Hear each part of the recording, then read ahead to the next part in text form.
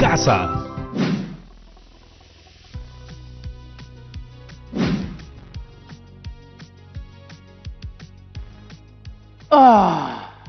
No hay nada como salir a correr para ejercitar el cuerpo y volver a casa más relajado para seguir con las actividades académicas. ¡Espera, espera! Antes de tocar algo, ¿te has desinfectado las manos? ¡Uy! Es verdad, casi se me olvida. A ver. ¡Ja! Ahora sí, manos limpias. Ya puedo sacarme la mascarilla.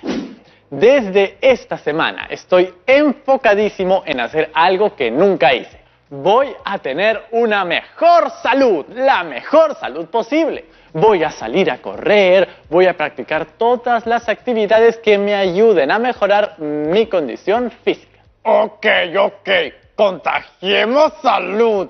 Y para ello voy a ayudarme con las matemáticas para hacer un análisis de cuál es la realidad sanitaria, física y alimentaria de mi condominio. Así es, chicas y chicos de primero de secundaria, hoy en Aprendo en Casa analizaremos datos para tener una vida recontra saludable. ¡Arriba la salud! ¡Abajo el coronavirus! ¡Arriba la salud! ¡Abajo el coronavirus! Ya escóndete, tocino, que estoy por llamar al profesor Emerson González. Buenas tardes, profesor Emerson, bienvenido al programa. Sí, y como ya es costumbre, aplicaremos las matemáticas en la vida cotidiana. Mire, profesor Emerson, aquí en nuestra casa nos hemos organizado para mejorar nuestros hábitos de salud. Haciendo ejercicios, cuidando nuestra dieta, manteniéndonos siempre hidratados. Eso me parece excelente. ¿Y cómo quieres mejorar la situación actual de tus vecinos con respecto a sus hábitos de salud? Esa es una buena pregunta. La verdad es que no sabría qué decirle. Para eso tendría que saber cuál es la situación actual. Es muy importante una evaluación previa. ¿Qué tipo de evaluación previa realizaremos? La misma que estamos usando desde hace unas semanas. La elaboración de encuestas para recopilar datos. Les propongo que hagamos un estudio estadístico para saber las prácticas de vida saludable que realizan tus vecinos.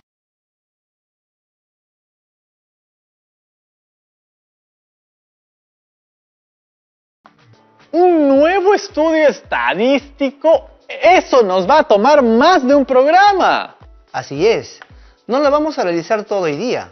Lo realizaremos a lo largo de esta y la siguiente semana. Y así vamos afianzando nuestros aprendizajes. Cada programa realizaremos las siguientes actividades. 1. Elaboraremos una encuesta para recopilar datos sobre hábitos de vida saludable. 2.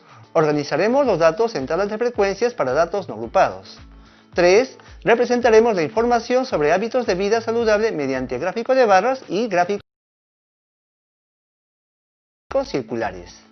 4. Determinaremos e interpretaremos las medidas de tendencia central y estableceremos conclusiones.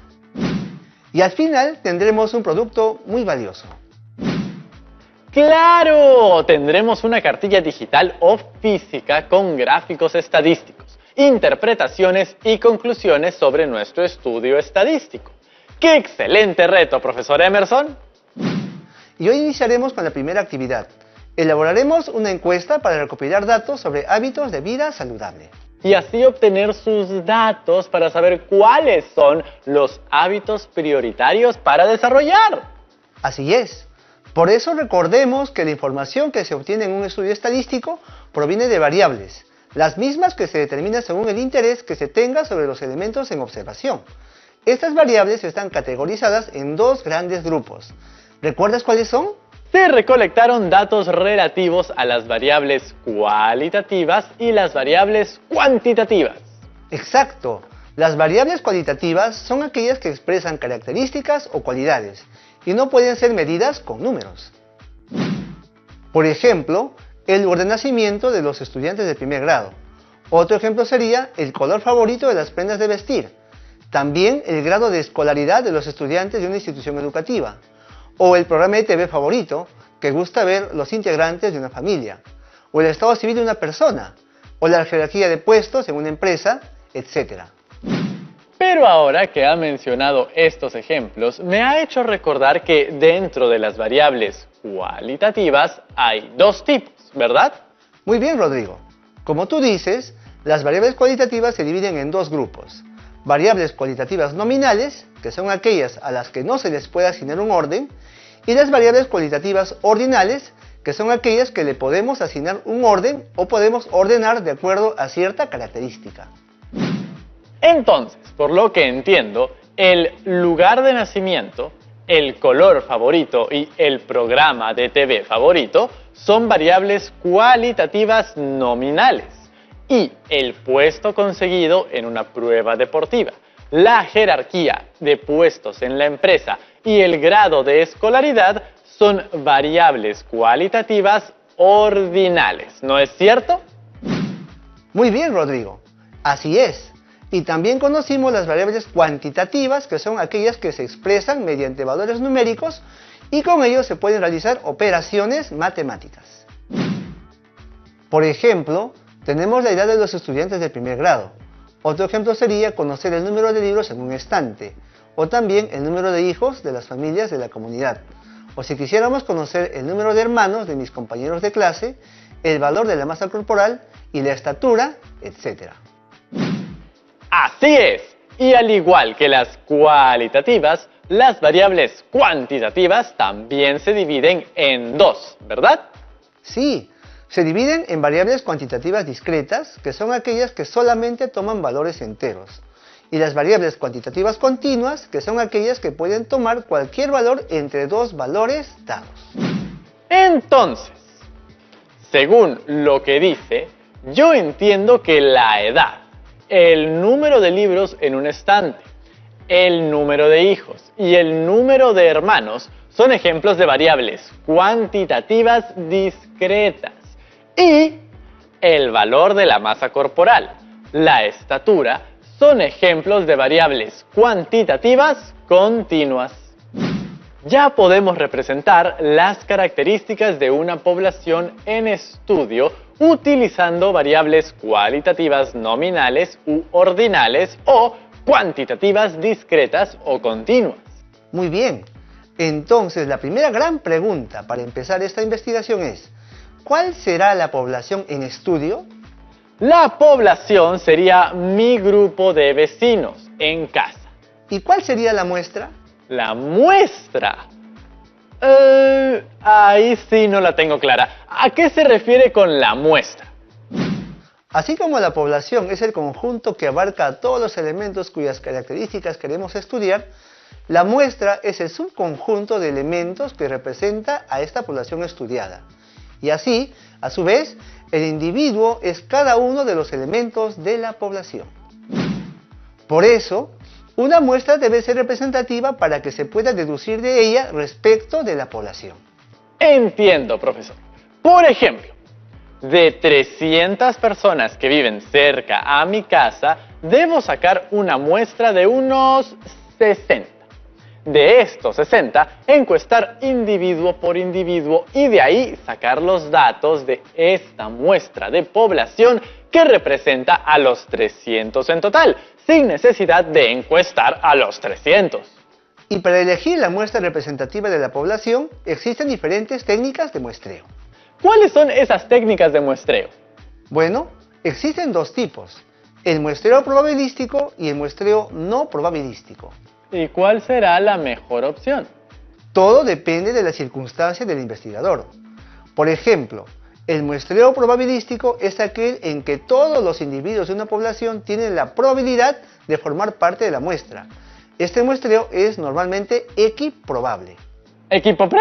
Equiprobable, es decir, con la misma probabilidad. Ah, ya.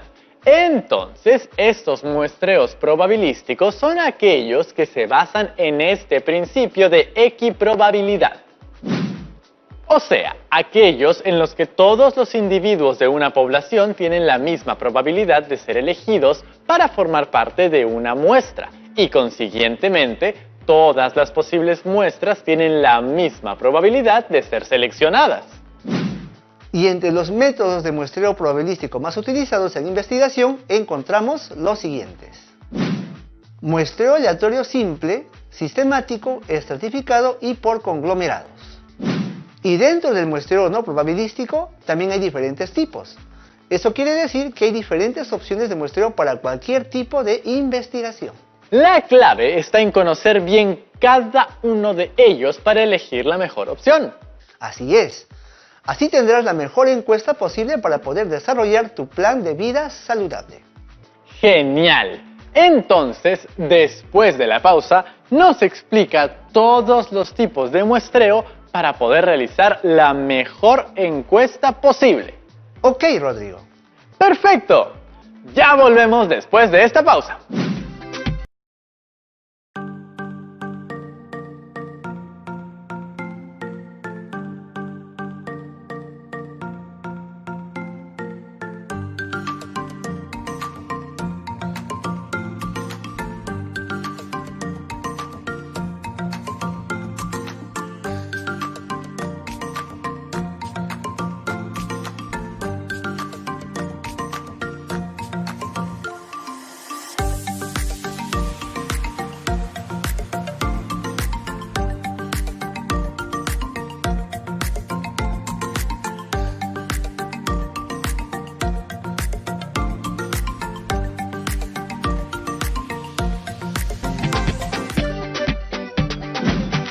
¡Bienvenidos de vuelta! Aquí estamos con el profesor Emerson González, que nos va a explicar cada uno de los tipos de muestreo que se deben realizar en una encuesta. Y empezaremos por los probabilísticos. El primero a explicar es el muestreo aleatorio simple.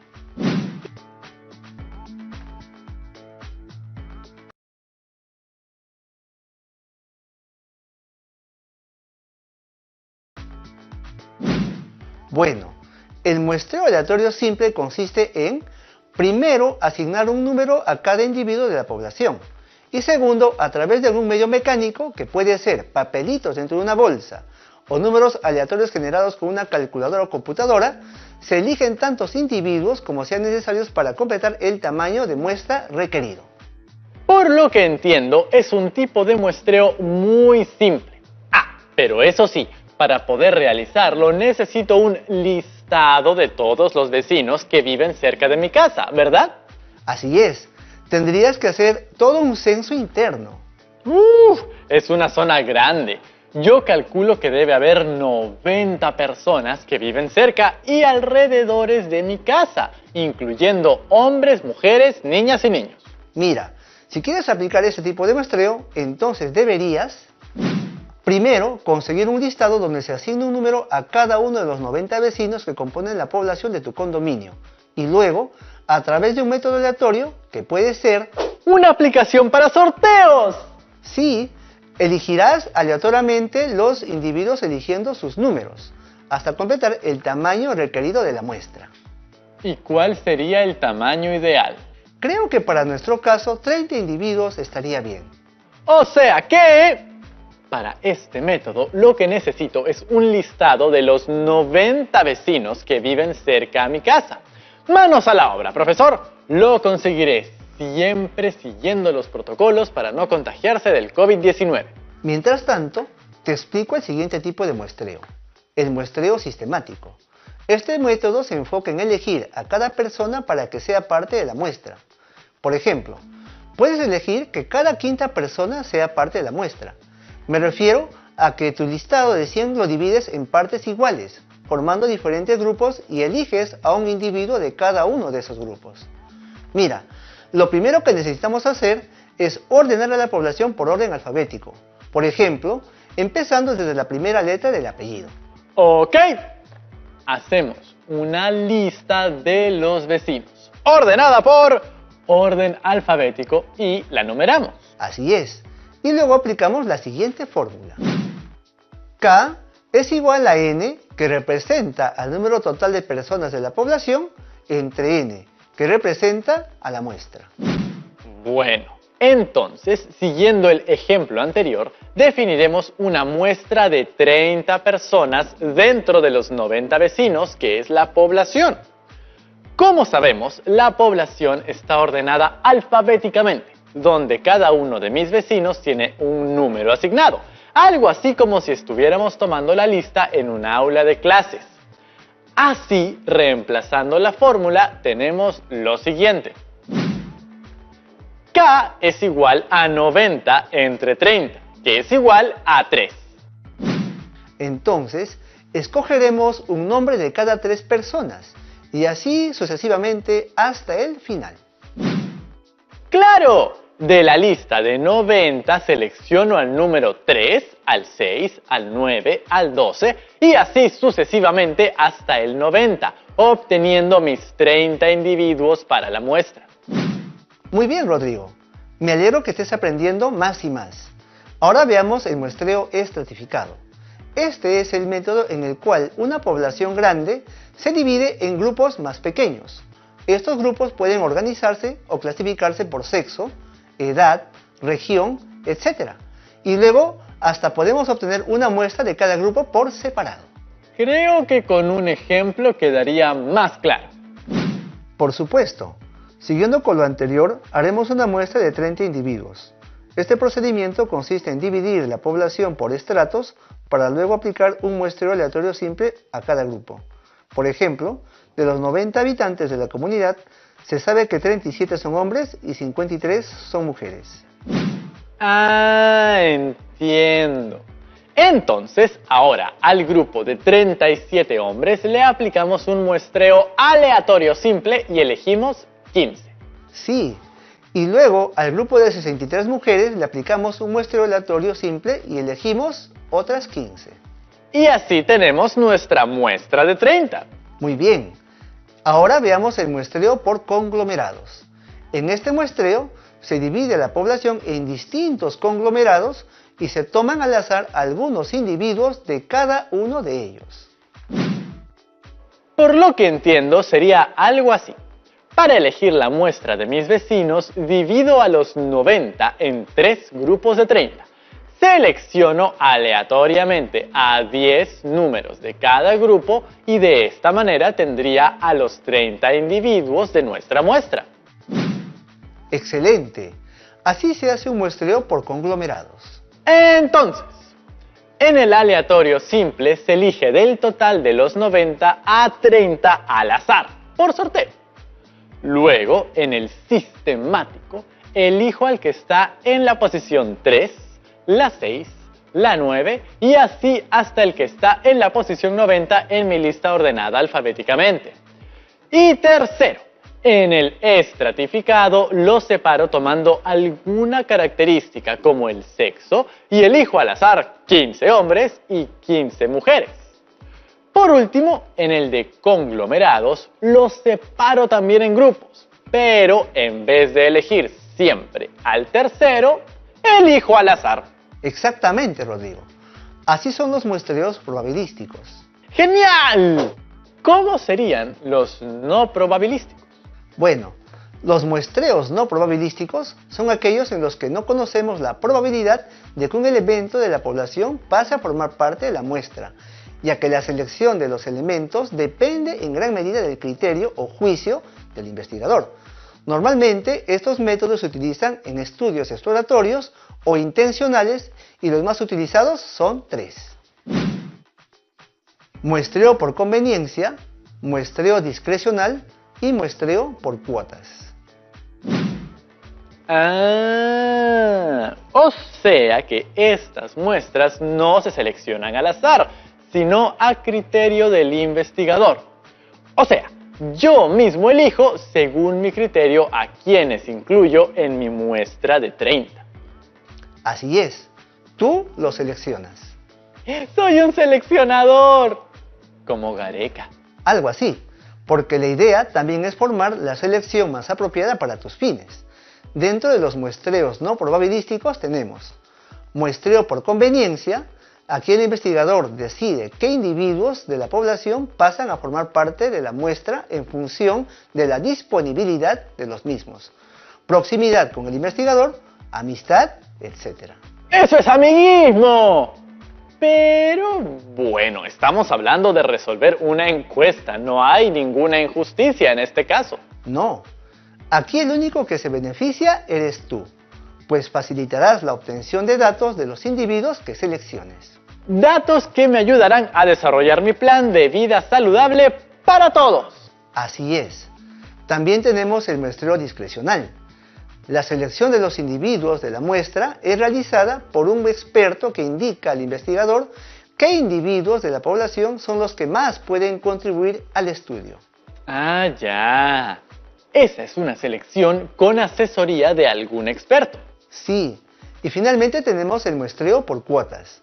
Si se conocen las características de la población a estudiar, se elegirán los individuos respetando siempre ciertas cuotas por edad, género, zona de residencia, entre otras que habrán sido prefijadas.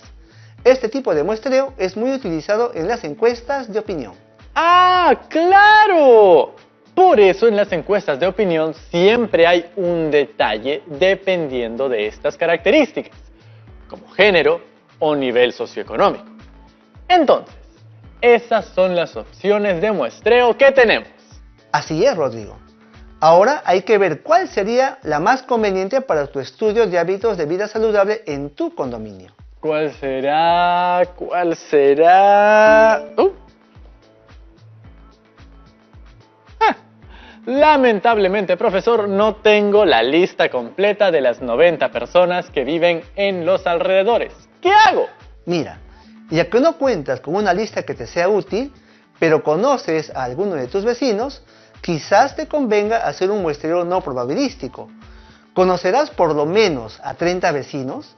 Creo que sí. Elijamos el muestreo no probabilístico por conveniencia. ¿Qué les parece? Así será mucho más sencillo. Tanto ustedes como yo decidiremos qué individuos de la población formarán parte de la muestra.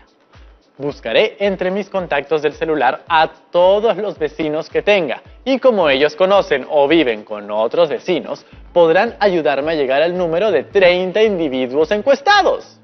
Muy bien, Rodrigo. Ya estamos listos para los siguientes pasos de nuestra investigación: la definición de las variables y la elaboración de la encuesta para la recolección de datos. ¡Definamos las variables! Recordemos que en los programas anteriores sobre la discriminación trabajamos con variables cualitativas. Esta vez trabajaremos con las variables cuantitativas. Usaremos ambas, Rodrigo, ya que tanto las variables cualitativas como las variables cuantitativas discretas nos ayudarán a tener un panorama más completo. Ahora, elaboremos la encuesta. Hay que tener siempre en cuenta la meta del estudio y cumplir con todos esos objetivos. Entonces, ¿cómo iniciaríamos la estructura de la encuesta? Ya sé. Primero, ponerle un título. La nombraré Estudio sobre prácticas de vida saludable. Muy bien. Luego habría que poner una pequeña introducción. Ahí debe mencionarse el propósito de la encuesta. Yo pondría: la presente encuesta tiene como propósito recoger información sobre las prácticas de vida saludable que llevan las personas. Y, aunque esta encuesta es anónima, les solicitaremos a las personas que indiquen si son del sexo femenino o masculino, así como su edad. Y para cerrar esta parte de introducción, les explicaremos que deben marcar con una X la respuesta que crean conveniente para cada una de las preguntas con total sinceridad. Ahora sí, pasamos a elaborar el cuestionario. ¿Qué le parece, profesor Emerson? Excelente. Parece que ya has hecho una encuesta antes. ¿Cuál sería la primera pregunta? Ya que el tema que me preocupa es mejorar los hábitos de salud, debo empezar preguntando: ¿qué tan importante es este tema para los encuestados? Entonces mi primera pregunta sería: ¿te preocupas por llevar hábitos de vida saludable? Con 3 posibles respuestas: sí, lo intento y no. Muy buena pregunta inicial. Para la segunda pregunta podrías apuntar a un tema más específico, como las comidas, que es un tema muy importante en el tema de la salud. Sí, mi segunda pregunta sería: ¿mantienes un horario regular de comidas? Y la respuesta sería dicotómica, es decir, con 2 opciones: sí y no. Muy bien. Otro punto importante que va de la mano de la alimentación es el tema de la hidratación. Por ello, mi pregunta número 3 sería: ¿Cuántos vasos de 250 mililitros de agua bebes al día? Para ello, creo que deberíamos establecer varios valores. La primera opción sería 3 vasos. Luego 4. Luego 5, 6, 7 y finalmente 8 vasos. Muy bien. Ahora podemos dirigir la siguiente pregunta al tema de la actividad física. Así es, profesor. Y ya con eso cerraría mi última pregunta. Esta sería: ¿cuántas veces a la semana te dedicas a realizar una actividad física?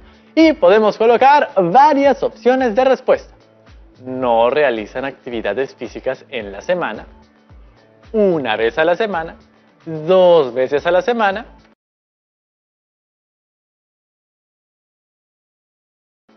3 veces a la semana, 4 veces a la semana, 5 veces a la semana y 6 veces a la semana se dedican a realizar actividad física.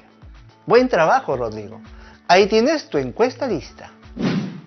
Así es. 2 preguntas recogen información cualitativa y 2 son de variables cuantitativas.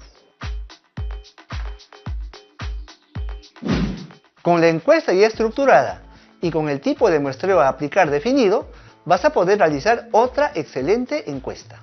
Gracias, profesor Emerson.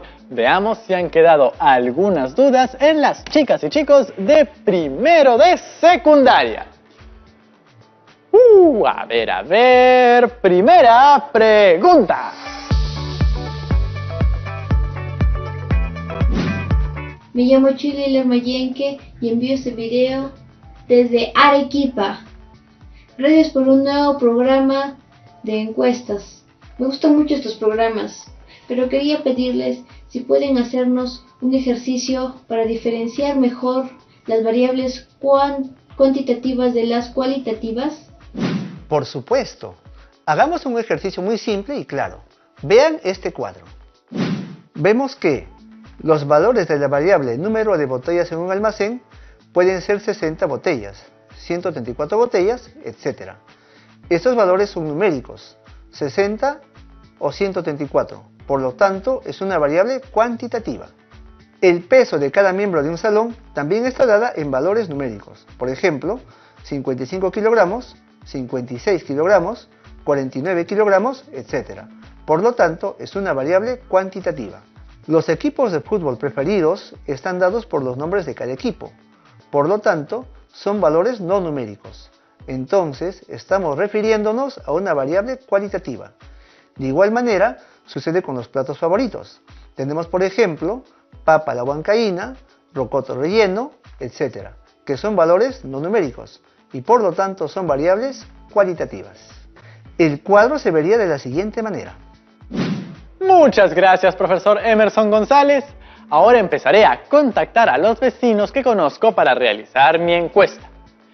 El primer paso ha sido cumplido. Gracias, como siempre.